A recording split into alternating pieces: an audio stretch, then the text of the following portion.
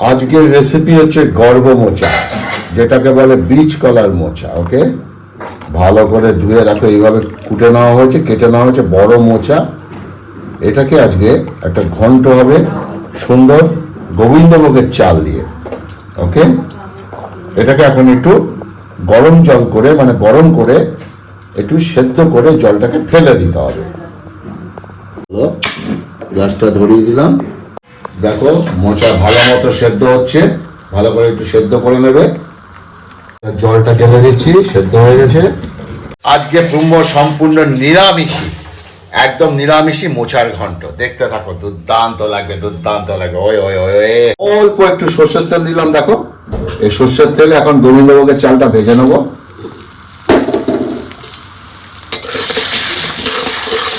ভালো করে একটু ভেজে নেবো। দেখো চালটা ভেজে নিয়েছি সুন্দর করে, গোবিন্দভোগের চালটা। আবার একটু সর্ষের তেল দিয়েছি। এবার আলুগুলো একটু ভেজে নেবো। দেখো আলুগুলো ভাজা হয়ে গেছে লাল লাল। এভাবে আমি এভাবে তুলবো, চালের উপরেই রেখে দেবো। তেল গরম হয়ে গেছে, ওই একই তেলে আমি মোচাটা দিয়ে দেবো। মোচাটা ভালো করে তেলে ভাজবো। এইভাবে মোচা তরকারি করে খাবে, গর্ব মোচা। দেখো মোচা ভাজা হয়ে গেছে। এবার আমি মোচাটাকে সুন্দর করে তুলবো, তুলে আলাদা পাত্রে করে রেখে দেবো। এভাবে তুলবো।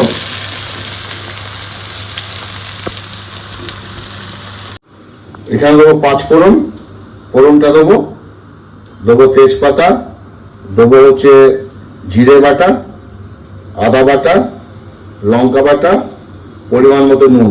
হলুদটা আমি পরে দিচ্ছি, দিলাম হলুদ। এখন 5 ফোড়ন আমি দিয়ে দিলাম ফোড়নে।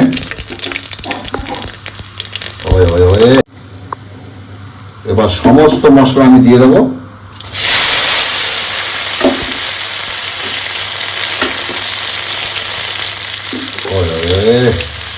আর একটুখানি পাত্রটা ধুয়ে একটু জলটা দিয়ে দিলাম।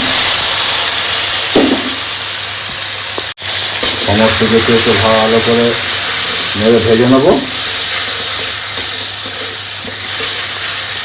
দেখো সুন্দর ফুটছে। আহা হা, এই দেখো রং ছেড়ে দিয়েছে, বিউটিফুল রং।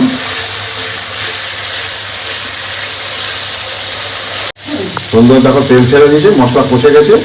এবার মোচাগুলো দিয়ে দেবো।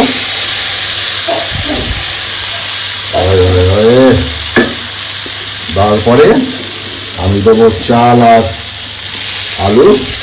ভালো করে দাঁড়াও, দিয়ে দিয়ে একটু পরিষ্কার করে নিই। দেখো সমস্ত কিছু সুন্দর দেওয়া হয়ে গেছে।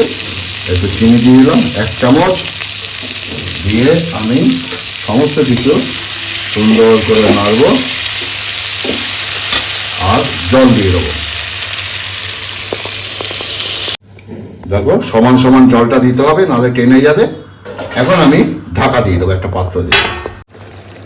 দেখো সুন্দর হয়ে গেছে। ওহো, রংটা খুব সুন্দর।